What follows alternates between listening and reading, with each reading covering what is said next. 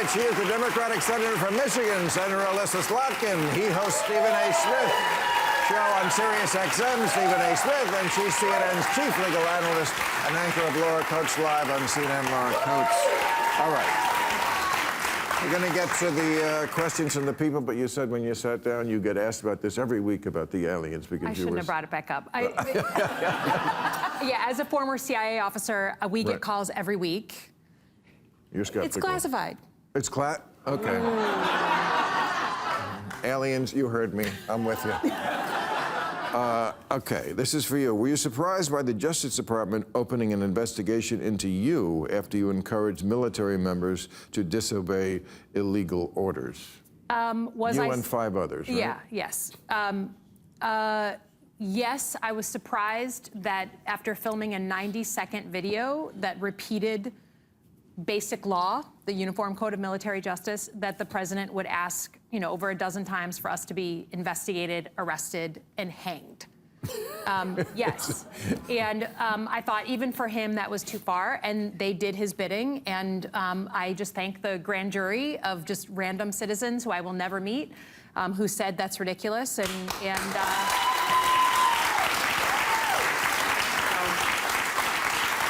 you to them. Okay.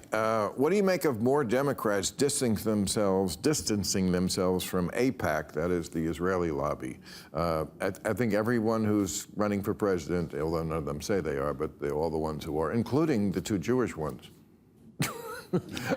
have distanced. That's where Jews are with the Democratic Party these days. Has it become toxic to support Israel? I think it has for the Democrats.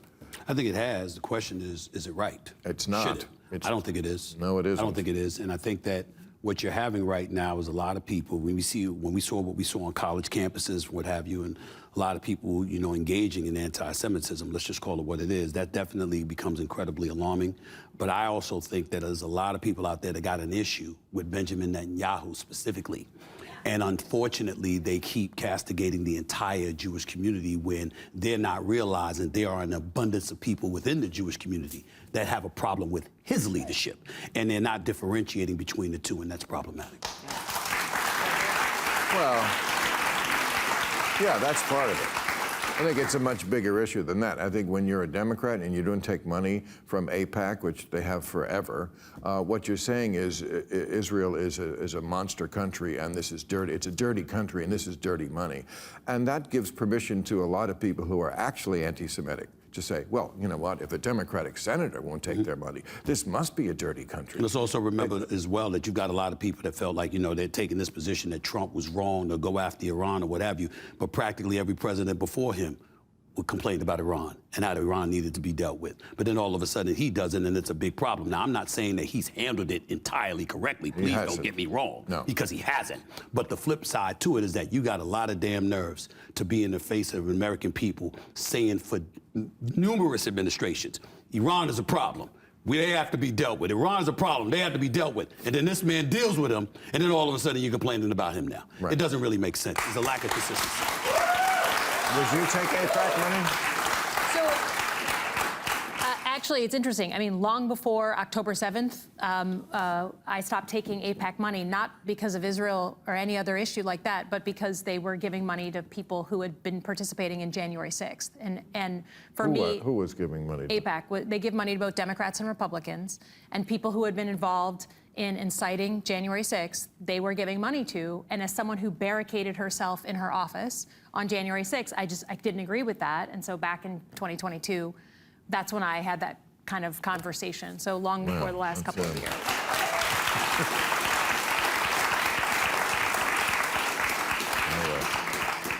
Convenient for you. It's not convenient. When you barricade yourself in your office. I know, but I mean, it's not really. really. It's pretty real. I can respect that. I certainly respect that. I don't disagree. What I'm saying, the part that I disagree with is that if somebody has been supporting you, not you specifically, but if somebody has been supporting you religiously and you disagree with one thing that they do, all of a sudden you disassociate yourself from them? That's okay? I think if it's a fundamental issue of values, yeah. I think if it's the people have disagreements all the time in Washington, but I think every single day, at least as an elected official, I have to walk into work and decide, okay, what are the issues that I have to compromise on, right? I'm a Democrat representing a state that voted for Trump. Every day, I'm trying to figure out where are the issues I can work across the aisle and compromise. But I also am thinking about what are the issues where I should never compromise, where I'm going to stand up for values that I believe in. And when it comes to things like trying to overturn an election, that for me was a line that I just wouldn't cross. I wasn't going to compromise on that. And so that's not to be like one thing where we have a disagreement. If you have a fundamental values disagreement with an organization, then you shouldn't take their money. It's just hard for me to comprehend how we can hear someone on Capitol Hill saying, I have a fundamental disagreement with this one issue. As far as I'm concerned, there should be an abundance of issues that you fundamentally disagree with somebody about, considering the politics that go on Capitol Hill and the inordinate amount of issues that have to be addressed. I'm not saying that wasn't serious. I get that part. I'm just saying it's hard to imagine that one issue would do that, but okay, that's you. It's hard to, I mean, frankly, I think a larger issue for people is if you are, and this is separate from your reason to do so, but if people are in a fad-based way deciding, oh, is this unpopular? Is this going to get me less likes? And I will then stand for that. That makes me very skeptical about what you'll stand for at all. And that if it's a matter of, if people don't like that I do this, are you simply hiding your hands in the long run and doing what you want? I'm very, very skeptical of any politician who decides what they believe in based on what people give them likes for. Well, that's my larger issue of it. But at the same time, the same token, if people have a real reason to deny why they're getting that funding, and if big money can get out of politics more broadly, so that money does not dictate how that's not going to happen after Citizens United. Well, but it ought to happen, and that's the difference of it, and that's where our government really is supposed to be about, bridging the gap between what ought to be and what is. Yeah. Well, I mean, every time any representative, you're always having to serve two masters at once. One is that you are a representative of the people, but you also want to be a leader. Yes. And you have to always make that call. To me, what the Democrats are not doing with this is leading. The energy in their parties with the young people who learn everything about Israel on TikTok. They don't know shit. And their leaders are not standing up and saying, kids, you don't know what's going on here. Every war Israel has fought is a war of defense. Right. Every war, they were attacked first. Well, and they're not doing that. My pushback would have to be with traditional and conventional Democrats. Let's have just a speck of empathy for them in this regard. You got a younger generation of progressive Democrats that pretty much are making their influence felt. And then you've got the old guard that are at the mercy of them. They want to maintain power. And you want to sit up, you got to receive votes. Look at what happened in New York City. No disrespect, but do we really think that Zohran Mamdani was the most qualified candidate to be mayor of New York City? Come on now, we know better. I'm wishing him well. I'm not being disrespectful. He's smart, he's sharp, he's quick on his feet. I'm not disrespecting him in any way. But he had never done anything. You got a governor, a former governor, who was a 3-term governor, coasting to his fourth before the scandal hit. You boot him out of office. He's qualified to get your support for 3 terms, en route to 4, to run the state. But you don't want to run in the city. And you're going to hand the reins to a 33-year-old he's also a communist. Okay. I mean, and I'm not saying that as a slur. All right. I'm saying that's his political view. It's a view you're allowed to have in this country, and people are allowed to vote for it. So you have people that don't mind that, and they want that in this country. And unfortunately, if you're a Chuck Schumer or some of the old guards, you're at the mercy of all of that, still trying to stay in office, knowing that you got voters out there that would support that ahead of you. I mean, one of the main people who is in his administration, you can read her tweets, and there are many crazy ones, like just home ownership is racist, even though something like 40 million black people own homes. Yes. Okay, but also she'd vote more communists. I'm not paraphrasing. Yes. Vote more, and he stood by her. Yes. I mean, you don't have to read between the lines here. Yes. Then turning around and asking the president for $21 billion. Well, I mean, as the person who said Democrats are too weak and woke, I think that's your quote. I mean, this has got to be what you're talking about. Well, look, I mean, I think I will just say what happens in New York City does not work in other places of the country, That's right? correct. Like Doesn't work there either, by the way. Well, they elected him. But I I do think what you're getting at is, and I feel this when I travel, particularly in the middle of the country, like, it is hard to miss as an elected leader that people are so desperate for some kind of change. Like and the young people in particular will either like take it from you nicely or they will eventually kick down the door. It's just a matter of figuring out which one is going to come first. And I think the old guard has not yet caught up to the fact that the game that they learned to play, it's a totally different game now. It's a totally different operation. And they haven't adapted and they haven't left. And so no matter where you go, I think I think Mamdani is a New York City thing. I don't think that would work in other places. Might work here. But, well, I'd say in the middle of the country, that's a harder sell, yes. I will say, for places like where I'm from. But I think it's a symptom of a bigger issue, which is the old guard of politics, it's done. It's over. It doesn't work anymore, and it's certainly, on my side of the aisle, not playing effective offense against Donald Trump. And yet, you know, there are things to be learned from Mamdani. You can take politics aside, policy aside. Very few Democrats, very few Republicans, I can't think of many, who have been able to insult, disparage, and go at Trump and still sometimes get results that are favorable for the people we represent, with Trump's blessing. For sure. And because he had him to the Oval Office. Well, but whatever, he had the headline that he gave him and the different things. You. I mean, it's not the that. guy is, it's all about personal with him. Yes. It He's is. not, Donald Trump is not home at night reading the briefing books, I promise you. I don't think he is. However, the idea of the status quo having been successful, when you see how quickly the next generation has had a completely different life than the one before. It's hard for people to truly trust that the old guard knows what they're doing in the long run. I mean, a generation ago, they were still saying UFOs, for Christ's sakes. Well, it's now UAP, you know. So the idea of all these things are happening. I mean, you look at it, and young people, maybe they don't have it wrong. No, it's still the maybe it's the others who do. Well, it could be both. You know, I mean, it's the economy, stupid. I've asked this question so many weeks on this show, and I can never get an answer. I just don't understand the American economy. I really don't. I don't understand how there could be so much wealth, and I pay so much in taxes, and it doesn't seem to get to the people. Like, I don't even mind doing it. Well, over half, always, way over half. And yet it just, I never read about the homeless getting better, anything getting better, at least not in a city like this. The problem that I'm having with this conversation right now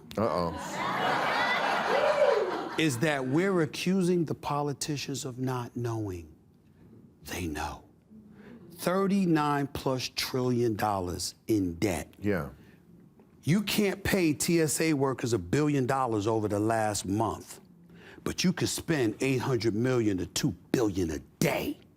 And somehow, some way, you find that money to finance a war. You knew you had the damn money. You knew where it was. You knew how you wanted to allocate it, and you knew you didn't want it to go to the American people. That ain't ignorance, that's viciousness. That's cruelty. That's not thinking about the American public. You see, when we sit up here and we talk about aspiring politicians and all of that stuff, well, you know how you win an election right now? All you gotta do is look the people in the face, be straight up with them, and let them know you about them.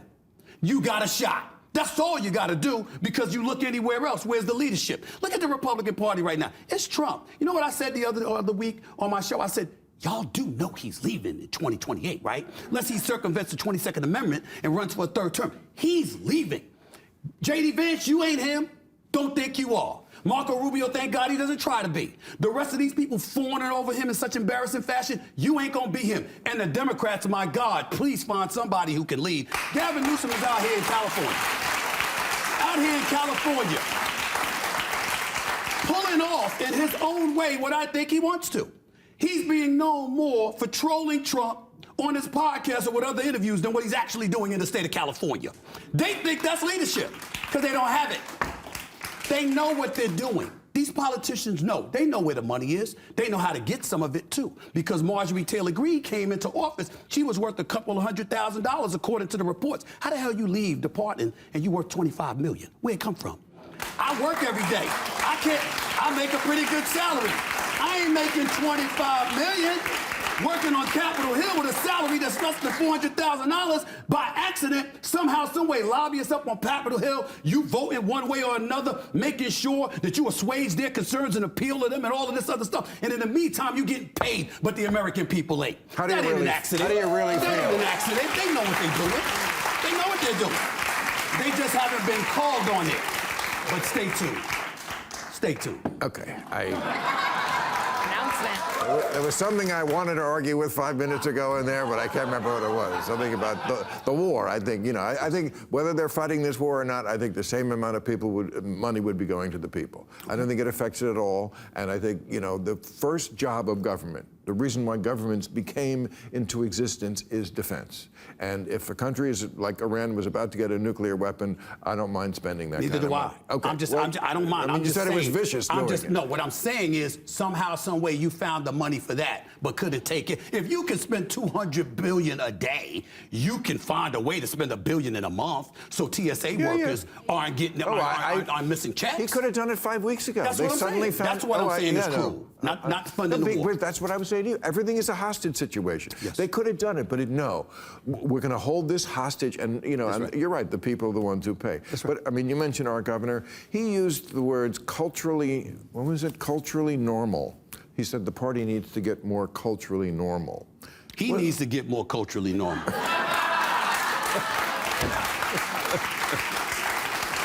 What is It's just the truth. It's just the truth. I actually like Gavin Newsom a little bit anyway, but it's just the truth. I like him. What does that mean to you, culturally normal? What do you think he means? What does it mean? I do not know what he means, but I don't.